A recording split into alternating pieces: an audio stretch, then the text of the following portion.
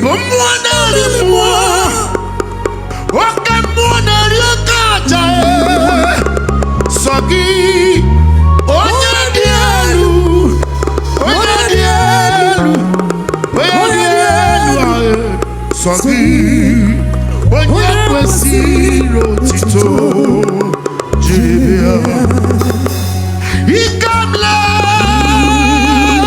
Ibu chukwa makadibia Ibu mwana limwa Oke mwana liokata Sogi Onye dielu Onye dielu Onye dielu Sogi Onye kwesiro tito Jibia Wave your hands unto him. Come on. Call him sweet names. Call him wonderful names. Call him wonderful names. Jesus Christ, we love you. We love you. We love you. Thank you, Holy Ghost. Thank you, Holy Spirit. Thank you, Abba Father. You are faithful to fail.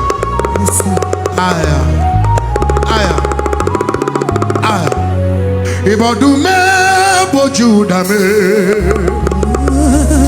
Iloriye kebiarilo Iname uso Ebuzona digi Odigo onyedika Ebube iname uso Ebuzona digi Odigo Yedika Ebube iname uso Ebuzona digikaya Odigo Yedika Ebube iname uso Ebuzona digi Odigo Yedika Ebube kumnaka Mbendi ozo kujihanaka Inazundika turu Mbendi ozo nenye jihani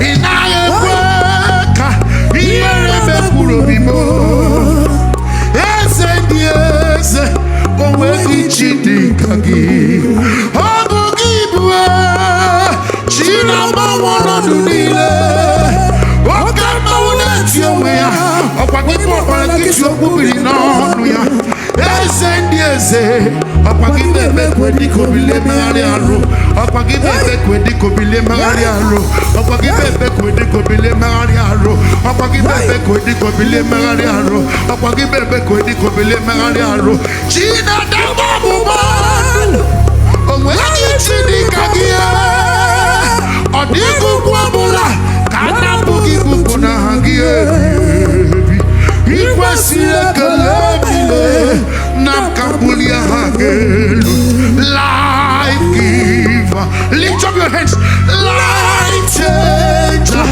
Jehovah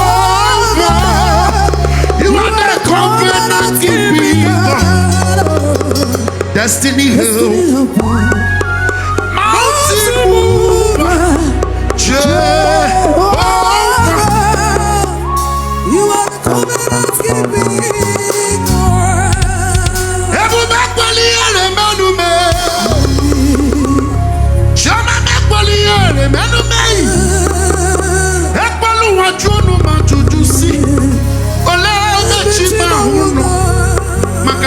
Kwamgine mono Makayeji kwamgi abamba Makayeji kwamgine mono Makayeji kwamgi abamba Okwamgi bungangame Ngangame Ibungangame Ngangame Eji kwamgine mono Eji kwamgi abamba Eji kwamgi emo Ayana pa Wave your hands unto him and call him wonderful names. As you are under the sound of my voice, whatever thing that is disturbing your life, whatever thing that has brought shame to you, whatever thing that has taken away sleep from your eyes, by the reason of this worship, may the God of restoration restore it to you now. May the God of restoration restore it to you. Restore your finance, restore your marriage, restore your family, restore your business, restore all that you have lost. Kaya.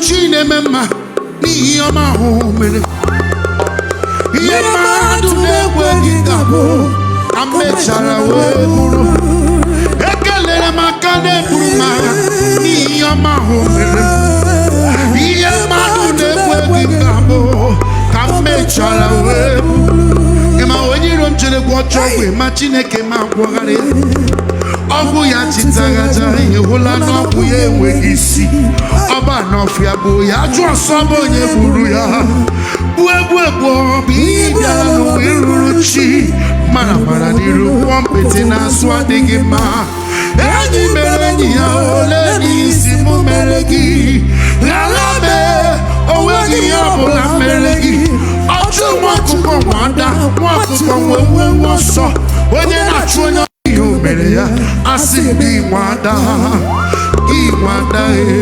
ihula no buhaluola